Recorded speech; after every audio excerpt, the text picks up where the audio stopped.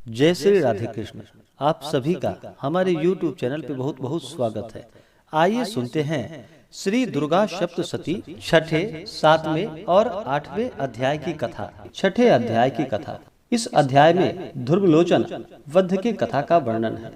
तो आइए सबसे पहले माता दुर्गा का ध्यान करते हैं, उसके बाद फिर हिंदी में कथा को श्रवण करेंगे। ओम नागाधेश्वर विष्टराम फणिफणोक्तम शोरुरत्नावली भास्वदेहलतां दिवाकर्णिभां नेत्रत्रयोद्भासितां मालाकुम्भकपालनीरजकरां चन्द्रार्धचूडां परां सर्वज्ञेश्वरभैरवाङ्कनिलयां पद्मावतीं चिन्तये। ओम श्री दुर्गा दिव्यै नमः। तो बोलिए प्रेम से दुर्गा माता की जय। मैं सर्वज्ञेश्वर भैरव के अंक में निवास करने वाली परमोत्त कृष्ण पद्मावती देवी का चिंतन करता हूँ। वे नागराज के आसन पर बैठी हैं। नागों के फणों में सुशोभित होने वाली मणियों की विशाल माला से उनकी देह लता उद्भासित हो रही है। सूर्य के समान उनका तेज है। 3 नेत्र उनकी शोभा बढ़ा रहे हैं। वे हाथों में माला, कुंभ, कपाल और कमल लिए हुए हैं तथा उनके मस्तक में अर्धचंद्र का मुकुट शोभित है। ऋषि कहते हैं, देवी का यह कथन सुनकर दूत को बड़ा अमर्ष हुआ और उसने दैत्यराज के पास जाकर सब समाचार विस्तार पूर्वक कह सुनाया। दूत के उस वचन को सुनकर दैत्यराज कुपित हो उठा और दैत्य सेनापति ध्रुवलोचन से बोला, ध्रुवलोचन, तुम शीघ्र अपनी सेना साथ लेकर जाओ और उस दुष्टा के केश पकड़कर घसीटते हुए उसे बलपूर्वक यहाँ ले आओ। उसकी रक्षा करने के लिए यदि कोई दूसरा खड़ा हो तो वह देवता, यक्ष अथवा गंधर्व ही क्यों न हो, उसे अवश्य मार डालना। ऋषि कहते हैं, शुंभ के इस प्रकार आज्ञा देने पर ध्रुवलोचन दैत्य 60,000 असुरों की सेना साथ लेकर वहां से तुरंत चल दिया। वहां पहुंचकर उसने हिमालय पर रहने वाली देवी को देखा और ललकार कर कहा, अरे तू शुंभ निशुंभ के पास चल। यदि इस समय प्रसन्नता पूर्वक मेरे स्वामी के समीप नहीं चलेगी तो मैं बलपूर्वक झोटा पकड़कर घसीटते हुए तुझे ले चलूंगा। देवी बोली, तुम्हें दैत्यों के राजा ने भेजा है। तुम स्वयं भी बलवान हो और तुम्हारे साथ विशाल सेना है।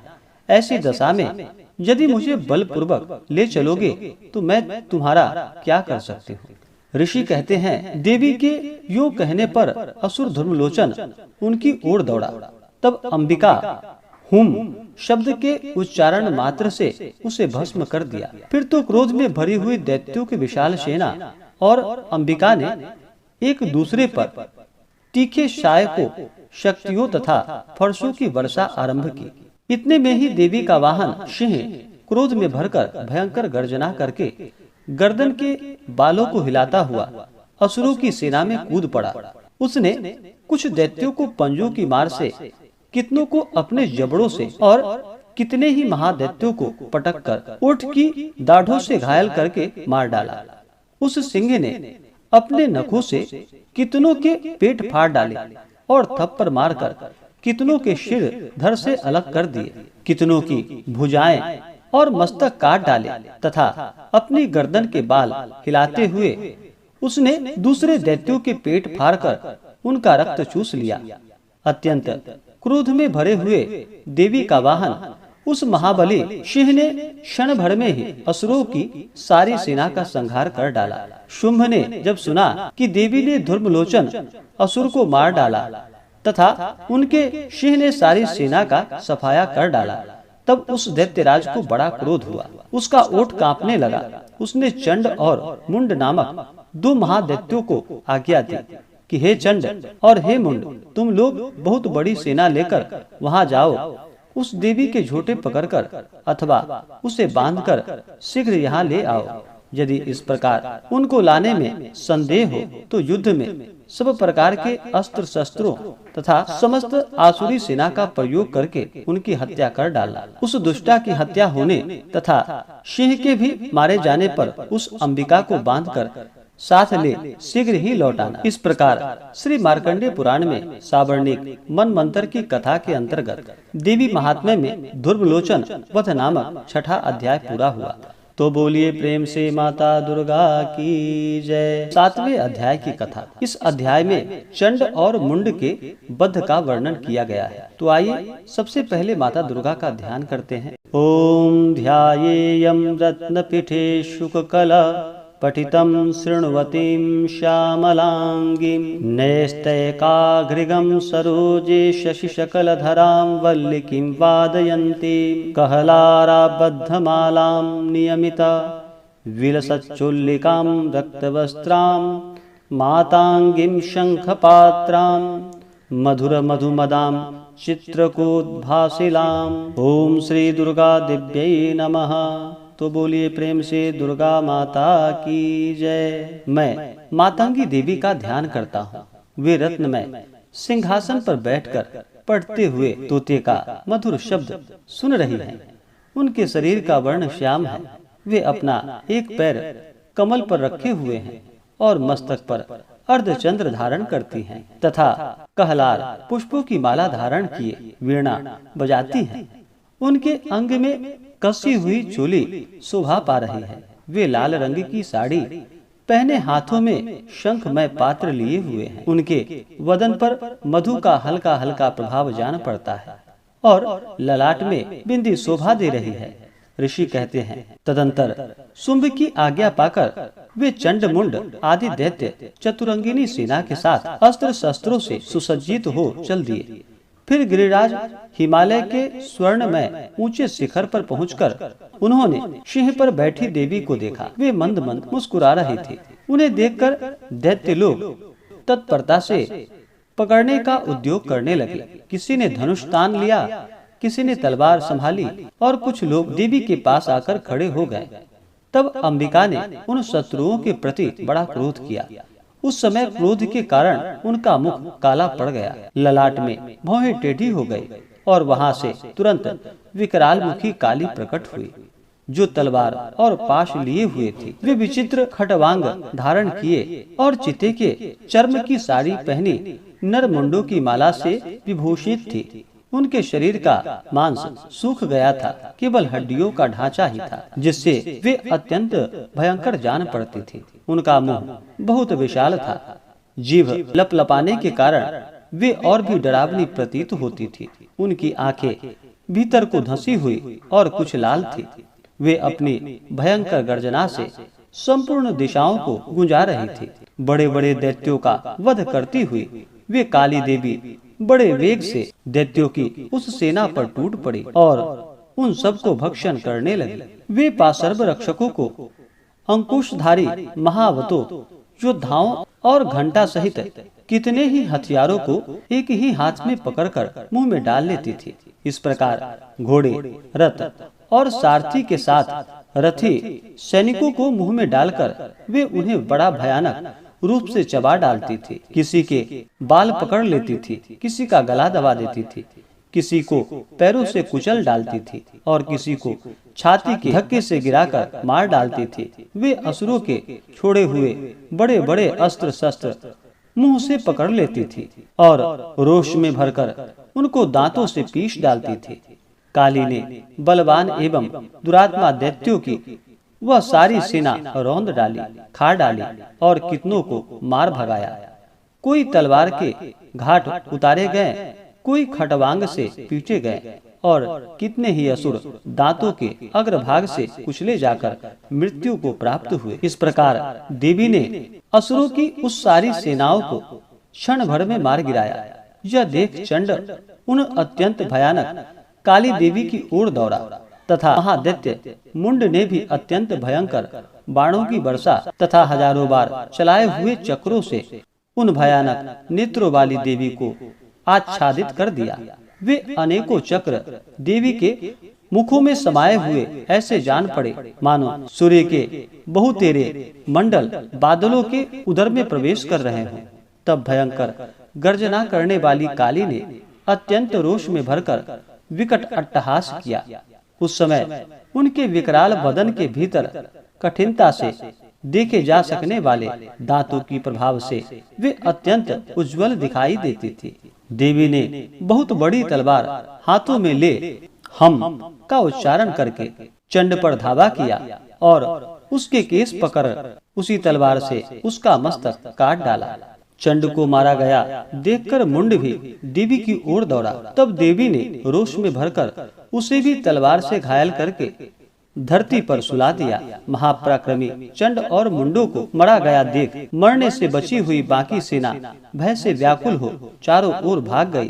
तदंतर काली ने चंड और मुंड का मस्तक हाथों में ले चंडिका के पास जाकर प्रचंड अट्टहास करते हुए कहा, देवी, मैंने चंड और मुंड नामक इन दो महापशुओं को तुम्हें भेंट किया है।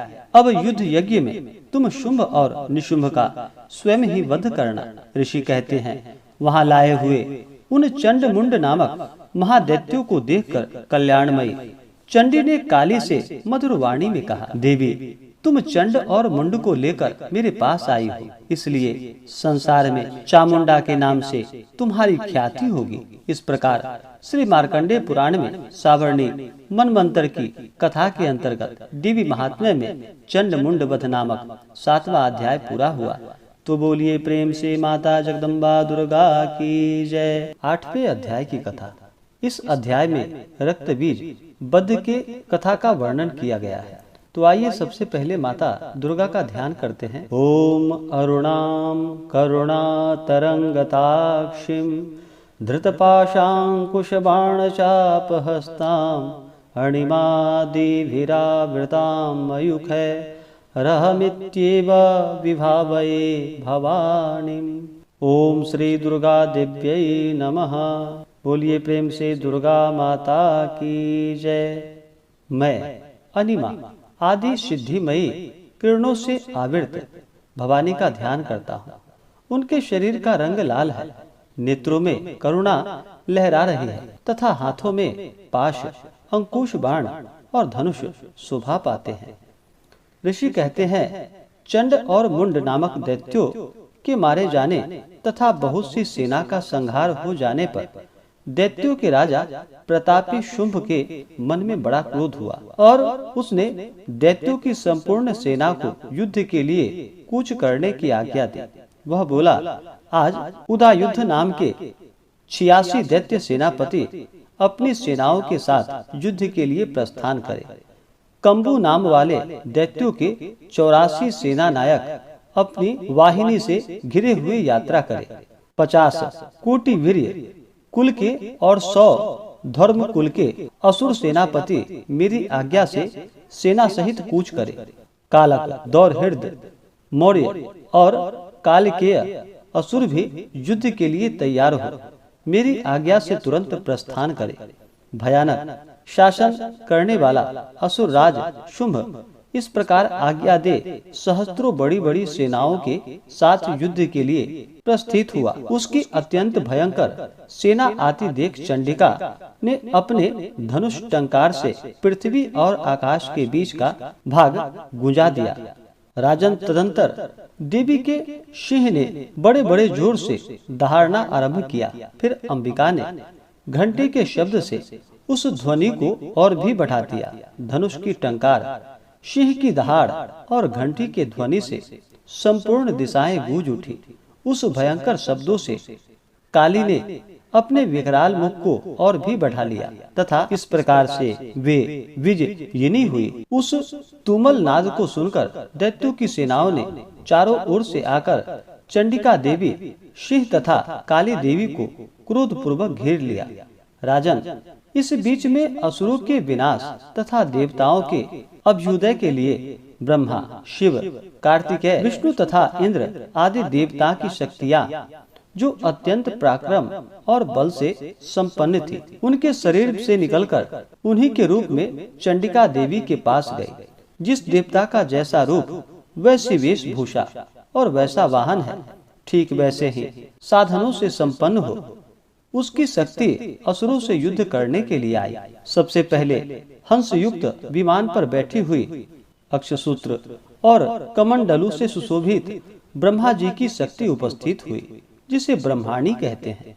महादेव जी की शक्ति वृषभ पर आरूढ़ हो, हाथों में श्रेष्ठ त्रिशूल धारण किए, महानाग का कंकन पहने, मस्तक में चंद्र रेखा से विभूषित हो वहां आ पहुंची। कार्तिकेय जी की शक्ति रूपा जगदम्बिका उन्हीं का रूप धारण किए, श्रेष्ठ मयूर पर आरूढ़ हो, हाथ में शक्ति लिए दैत्यों से युद्ध करने के लिए आए। इसी प्रकार भगवान विष्णु की शक्ति गरुड़ पर विराजमान हो, शंख, चक्र, गदा, शांग धनुष तथा खड्ग हाथ में लिए वहां आए। अनुपम यज्ञ वाराह का रूप धारण करने वाले श्री हरि की जो शक्ति है वह भी वाराह शरीर धारण करके वहां उपस्थित हुई। नारसिंह शक्ति भी नृसिंह के समान शरीर धारण करके वहां आई। उसकी गर्दनों के बालों के झटके से आकाश के तारे बिखरे पड़ते थे। इसी प्रकार इंद्र की शक्ति वज्र हाथ में लिए गजराज ऐरावत पर बैठकर आए। उसके भी सहस्त्र नेत्र थे। इंद्र का जैसा रूप है वैसा ही उसका भी था। तदंतर उन देवी शक्तियों से घिरे हुए महादेव जी ने चंडिका से कहा, मेरी प्रसन्नता के लिए तुम शीघ्र ही इस असुरों का संहार करो। तब देवी के शरीर से अत्यंत भयानक और परम उग्र चंडिका शक्ति प्रकट हुई, जो सैकड़ों गिदड़ियों की भांति आवाज करने वाली थी। उस अपराजिता देवी ने धूमिल जटा वाले महादेव जी से कहा कि भगवान, आप शुंभ निशुंभ के पास दूत बनकर जाइए और उन अत्यंत गर्वीले दानव शुंभ एवं निशुंभ दोनों से कहिए, साथ ही उसके अतिरिक्त जो दानव युद्ध के लिए यहाँ उपस्थित हों उनको भी यह संदेश दीजिए, दैत्यों, यदि तुम जीवित रहना चाहते हो तो पाताल लौट जाओ। इंद्र को त्रिलोकी का राज्य मिल जाए और देवता यज्ञ भाग का उपभोग करे। यदि बल के घमंड में आकर तुम युद्ध की अभिलाषा रखते हो तो आओ, मेरी शिवाएं योगिनियां तुम्हारे कच्चे मांस से तृप्त हो चुकी। उस देवी ने भगवान शिव को दूत के कार्य में नियुक्त किया था, इसलिए वह शिवदूती के नाम से संसार में विख्यात हुई। मुंह से देवी के ऐसे वचन को सुनकर क्रोध में भर गए और जहाँ कात्यायनी विराजमान थी उस ओर बढ़े। तदंतर वे दैत्य अमर्ष में भरकर पहले ही देवी के ऊपर बाण, शक्ति और वृष्टि आदि अस्त्रों की वृष्टि करने लगे। तब देवी ने भी खेल खेल में धनुष की टंकार की और उससे छोड़े हुए बड़े बड़े बाणों द्वारा दैत्यों के चलाए हुए बाण, शूल, शक्ति और फरसों को काट डाला। फिर काली उनके आगे होकर शत्रुओं को शूल के प्रहार से विदीर्ण करने लगी और खटवांग से उनका कचूमर निकालती हुई रणभूमि में विचरने लगी। ब्रह्माणी भी जिस जिस ओर दौड़ती उसी ओर अपने कमंडलों का जल छिड़क कर शत्रुओं के ओज और पराक्रम को नष्ट कर देती थी। माहेश्वरी ने त्रिशूल से तथा वैष्णवी चक्र से और अत्यंत क्रोध में भरी हुई कुमार कार्तिकेय की शक्ति से दैत्यों का संहार आरंभ किया। इंद्र शक्ति के वज्र प्रहार से विदीर्ण हो सैकड़ों दैत्य दानव रक्त की धारा बहाते हुए पृथ्वी पर सो गए। वाराही शक्ति ने कितनों को अपनी थुथुन की मार से नष्ट किया। दाढ़ों के अग्रभाग कितनों की छाती छेद डाली तथा कितने ही दैत्य उसके चक्र की चोट से विदीर्ण होकर गिर पड़े। नारसिंह भी दूसरे महादैत्यों को अपने नखों से विदीर्ण करके खाती और सिंहनाद से दिशाओं एवं आकाश को गुजाती हुई युद्ध क्षेत्र में विचरने लगी। कितने ही असुर शिवदूती के प्रचंड अट्टहास से अत्यंत भयभीत हो पृथ्वी पर गिर पड़े और गिरने पर उन्हें शिवदूती ने उस समय अपना ग्रास बना लिया। इस प्रकार क्रोध में भरे हुए मातृगणों को नाना प्रकार के उपयोग बड़े बड़े असुरों का मर्दन करते देख दैत्य सैनिक भाग खड़े हुए। मातृगणों से पीड़ित दैत्यों को युद्ध से भागते देख रक्तबीज नामक महादैत्य क्रोध में भरकर युद्ध करने के लिए आया। उसके शरीर से जब रक्त की बूंद पृथ्वी पर गिरती तब उसके समान शक्तिशाली एक दूसरा महादैत्य पृथ्वी पर पैदा हो जाता। महासुर रक्तबीज हाथ में गदा लेकर इंद्र शक्ति के साथ युद्ध करने लगा। तब ऐन्द्री ने अपने वज्र से रक्तबीज को मारा। वज्र के घायल होने पर उसके शरीर से बहुत सा रक्त चूने लगा और उससे उसी के समान रूप तथा पराक्रम वाले योद्धा उत्पन्न होने लगे। उसके शरीर से रक्त की जितनी बूंदें गिरी उतने ही पुरुष उत्पन्न हो गए। वे सब रक्त बीज के समान ही वीर्यवान, बलवान तथा पराक्रमी थे।